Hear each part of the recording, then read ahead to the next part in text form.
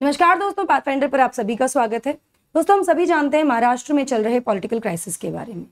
इस संदर्भ में माननीय सर्वोच्च न्यायालय के पास कुछ पिटिशंस गई, जिन पिटिशंस में संज्ञान लिया गया किहोतो होलोहन केस का। आज के सेशन में हम जानेंगे कि क्या है ये किहोतो होलोहन जजमेंट और ये कैसे रेलेवेंट है in context of crisis in Maharashtra. Before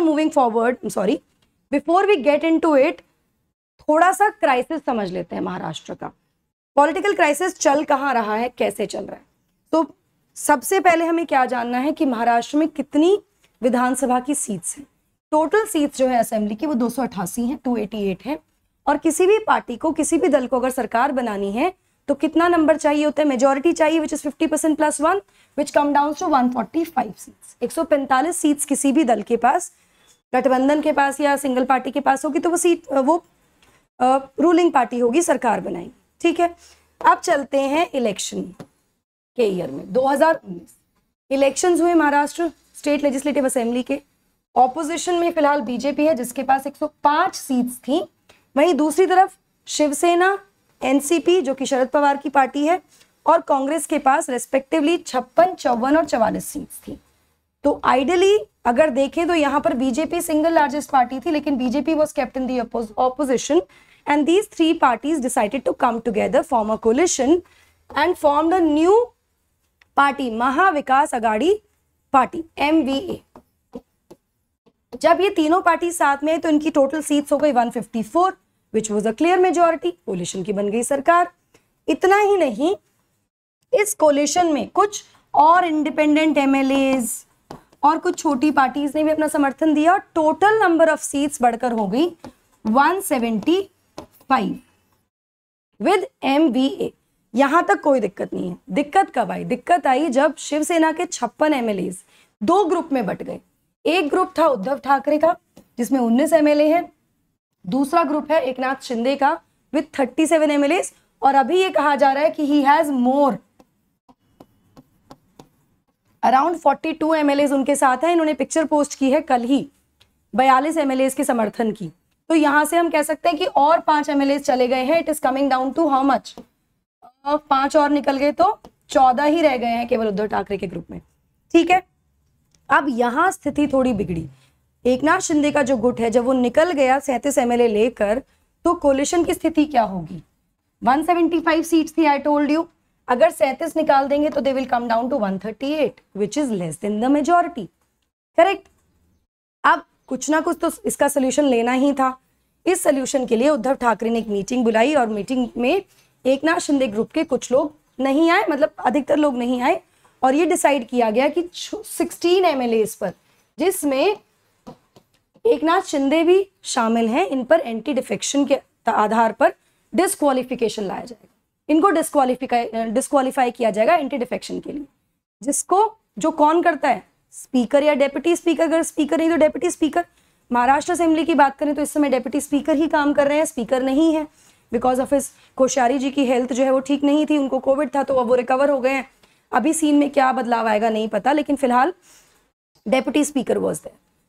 तो बात की गई कि भाई डिस्क्वालिफिकेशन लगाए, क्योंकि 37 MLAs पर नहीं लगाया जा सकता। अगर हम 10वीं अनुसूची की बात करें, which talks about anti defection law, जो कि ऐड की गई थी हमारे कॉन्स्टिट्यूशन में, जिसके बारे में ऑफ कोर्स मैं आपको बताऊंगी। छोटा सा ब्रीफ दे दूं यहाँ पर सिर्फ।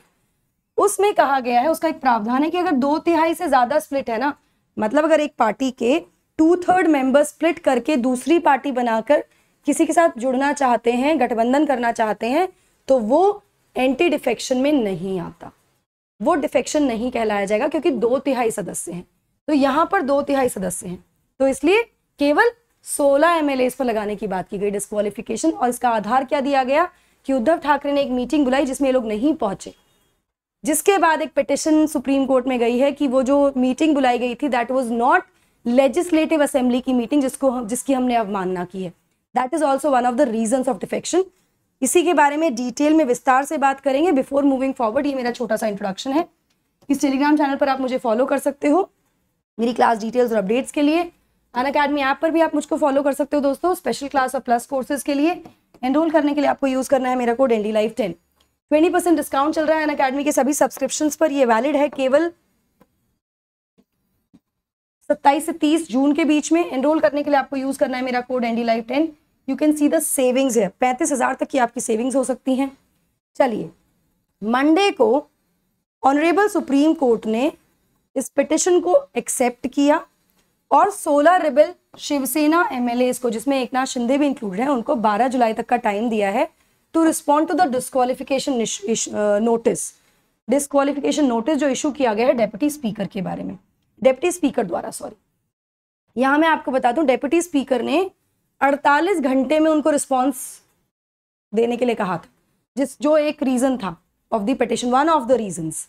Among the other things the petition had challenged the short time 48 hours which I was telling you. ठीक है, इस कॉन्टेक्स्ट में, इस क्राइसिस के कॉन्टेक्स्ट में रेफरेंस लिया गया landmark judgment which is Kihoto Hollohan judgment 1992 का, जिसमें सुप्रीम कोर्ट ने अपहेल्ड की है presiding officer. I am not going to use the word deputy speaker और speaker here, it is the presiding officer, because अगर स्पीकर नहीं है तो deputy speaker is in his place, है ना। उनकी sweeping discretionary powers, that is ultimately it is his decision, his call on the disqualification of members. ठीक है, इसको अपहेल्ड कर दिया गया है। चलिए, यहां पर जो रिबेल लीडर है एकनाथ शिंदे, उन्होंने इस पिटिशन जो दी सुप्रीम कोर्ट में, उसमें कहा कि ठीक है, किहोतो होलोहन केस की आप बात कर रहे हैं, जिसमें आपने कहा कि स्पीकर, डेप्यूटी स्पीकर जो डिसाइड करते हैं डिस्क्वालिफिकेशन अंडर 10th शेड्यूल, 10वीं अनुसूची में डिसाइड किया जाता है as a tribunal, such a tribunal. इसीलिए इस स्थिति में जो डेप्यूटी स्पीकर है, फिलहाल जो डेप्यूटी स्पीकर को दिया गया है रोल, ये वो to afford a reasonable opportunity of hearing and defending his case to the petitioners. मतलब बताएं तो सही, अपनी बात रखे तो सही, वो मौका ही नहीं दिया जा रहा, टाइम बहुत कम था, ये उन्होंने कहा। अब सबसे पहले जानते हैं 10वीं अनुसूची के बारे में अपने संविधान की। तो हमारे संविधान में 10वीं अनुसूची ओरिजिनली नहीं थी, it was added, inserted in the constitution by 52nd amendment act of 1985। आया राम गया राम एक बहुत फेमस केस है। ऑल्सो थोड़ा सा क्लीन करने के लिए पॉलिटिक्स को, हॉर्स ट्रेडिंग या पैसे का लेन देन या मिनिस्ट्रीज का लालच को कंट्रोल करने के लिए एंटी डिफेक्शन कानून को इंसर्ट किया गया था। इसका सेकंड पैराग्राफ क्या कहता है?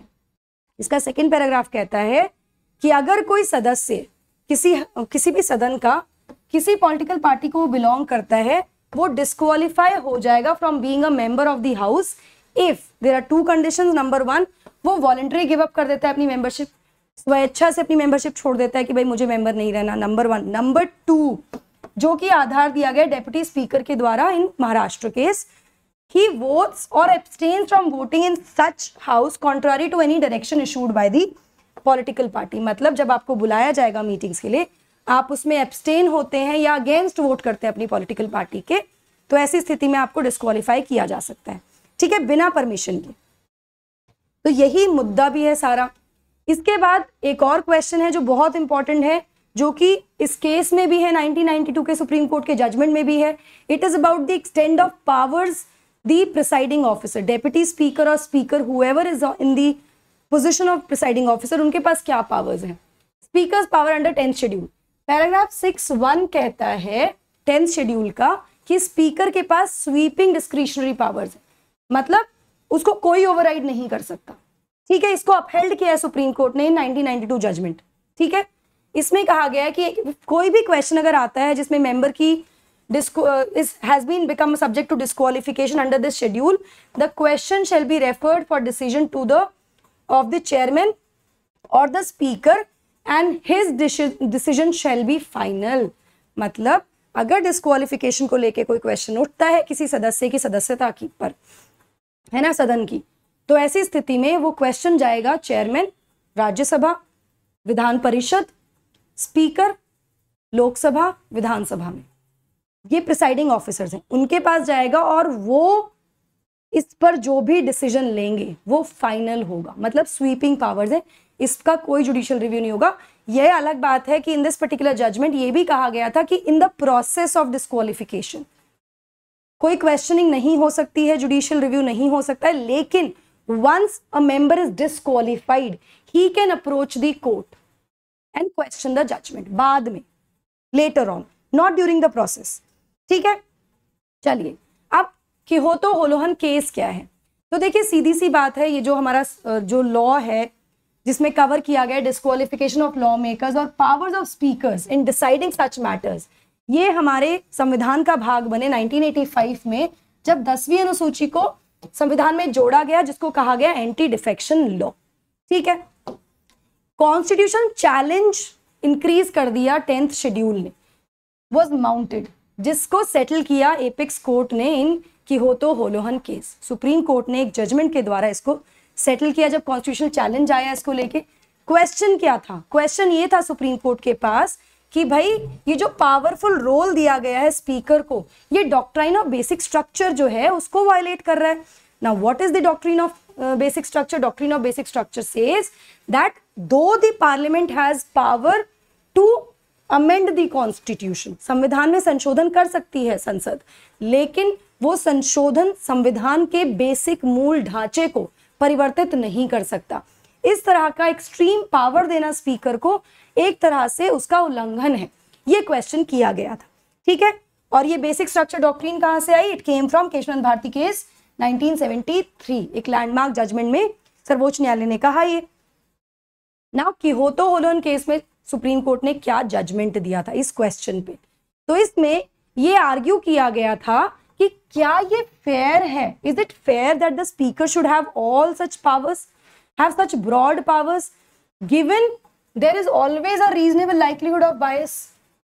जबकि पता है कि जो स्पीकर हैं, एंटी डिफेक्शन मिसयूज हो सकता है। देखिए सीधी सी बात है, जो स्पीकर होता है generally is from the ruling party, और बायसनेस आ सकती है। अगर कोई चीज पास करानी हो तो डिस्क्वालीफाई करने का निर्णय स्पीकर के हाथ में है, वो डिस्क्वालीफाई कर देंगे मेंबर्स को, वेरियस रीजंस दे सकते हैं, जो रीजंस गिवन है ऑफ कोर्स उसमें, लेकिन biasness is also attached to it.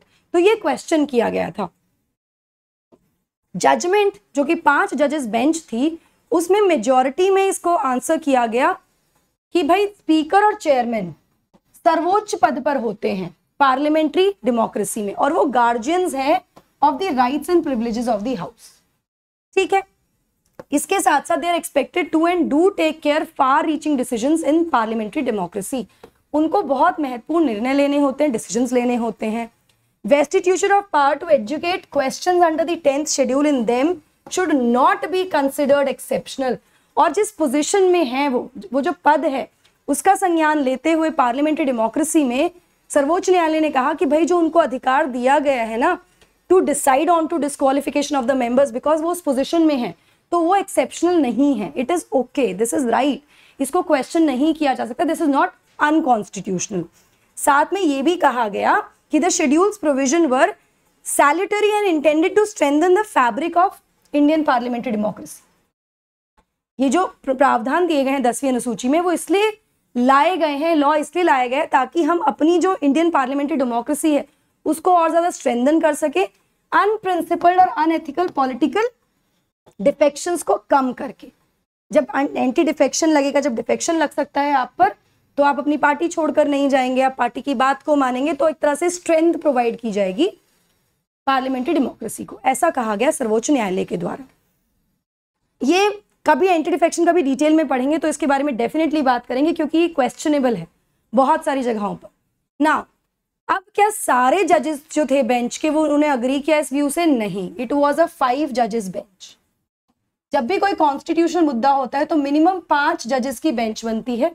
ये भी 5 जजेस की बेंच थी, जिसमें 2 जजेस justice Lalit Mohan Sharma and justice JS Verma, इन्होंने एक अलग रुख अपनाया और उन्होंने कहा कि देखिए जो टेन्योर है स्पीकर का, जो कि अथॉरिटी है 10वीं अनुसूची में to decide this dispute, is dependent on the continuous support of the majority in house. जब तक सदन चल रहा है, जब तक सदन है, अगर सदन विघटित हो जाता है तो टेन्योर खत्म हो जाता है स्पीकर का। जैसे ही अगला सदन दोबारा से गठित किया जाएगा, इलेक्शंस होंगे, गठित हुआ सदन, उसके बाद क्या होगा? उस फर्स्ट मीटिंग में इनका टेन्योर खत्म हो जाता है। वो डिपेंडेंट है on the house, majority in the house, therefore he does not satisfy the requirement of such an independent adjudicatory authority. इसीलिए ये ऑथराइज नहीं है, ये सेटिस्फाई नहीं करते हैं इस तरह का इनको ये अथॉरिटी देना, इंडिपेंडेंट अथॉरिटी देना, ठीक है, of judgment. Independent adjudicatory machinery for resolving dispute relating to the competence of members of the house. ये किसी मतलब इसके लिए एक अलग से इंडिपेंडेंट एजुकेटरी मशीनरी होनी चाहिए। It should not be given और it should not be under the authority of the speaker only.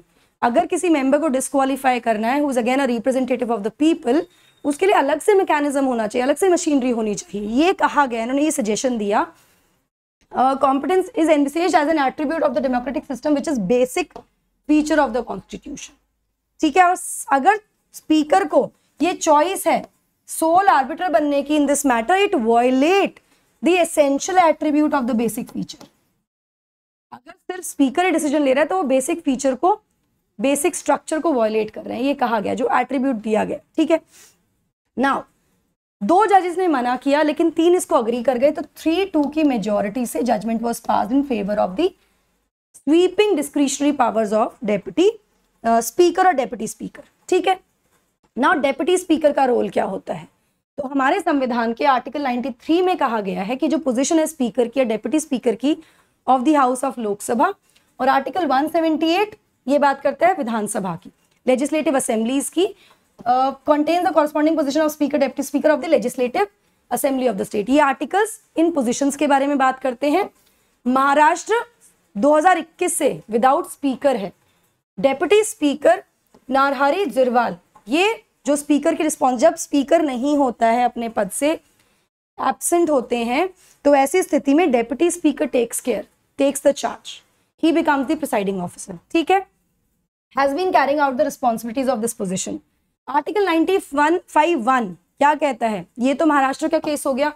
95(1) क्या कहता है? भाई जब office of speaker is vacant, the duties of the office are performed by deputy speaker, as I told you. In general deputy speaker has the same powers as the speaker. तो यहाँ पर अगर deputy speaker की power की बात करें, जिसको question नहीं कर सकते, he has the same powers. Speaker भी यही करेंगे, डेप्यूटी स्पीकर भी वही डिसीजन लेंगे, और वो decision will have a sweeping discretionary power in Maharashtra crisis which has been upheld by the Supreme Court in 1992। and यहाँ पर भी सुप्रीम कोर्ट ने केवल जो नोटिस का रिस्पॉन्स टाइम है उसको एक्सटेंड किया है। अदरवाइज सुप्रीम कोर्ट यहाँ पर भी ये कह रहे हैं कि भाई ठीक है, जो स्पीकर का डिसीजन होगा वही फाइनल होगा ऑन डिस्क्वालिफिकेशन। तो लेट्स सी, 12 जुलाई तक का टाइम दिया गया है। एकनाथ शिंदे ग्रुप अब क्या करता है, इसके बाद महाराष्ट्र की पॉलिटिक्स में क्या बदलाव आते हैं, we have to just wait and watch. So before we wind up guys, UPSC CSC test series platform पर चल रही है मेंस आंसर राइटिंग और ऑप्शनल टेस्ट सीरीज। एनरोल करने के लिए एनडी लाइफ 10 आपको यूज करना है। Mains mentorship programme, QR code को स्कैन कीजिए, अपनी डिटेल्स दीजिए, 1 महीने का एक्सटेंशन मिल जाएगा। Via Unacademy, huge number of benefits along with the results that you get through an Unacademy. Loan facility is also available with 0% EMI on the platform. Optional batches launch हो चुके हैं, top 8 optional के लिए batches शुरू हो रहे हैं हमारे 29 जून से। एनरोल कीजिए, अभी 20% डिस्काउंट मिल रहा है। That's it from my side. I hope आपको थोड़ी क्लैरिटी आई होगी about the crisis. We have to wait and watch about this situation, let's see what happens. थोड़ा ये पावर पॉलिटिक्स और गेम चल रहा है यहाँ पर, let's see what happens. Don't forget to like, share and subscribe to the channel. That's it from my side. Thank you so much.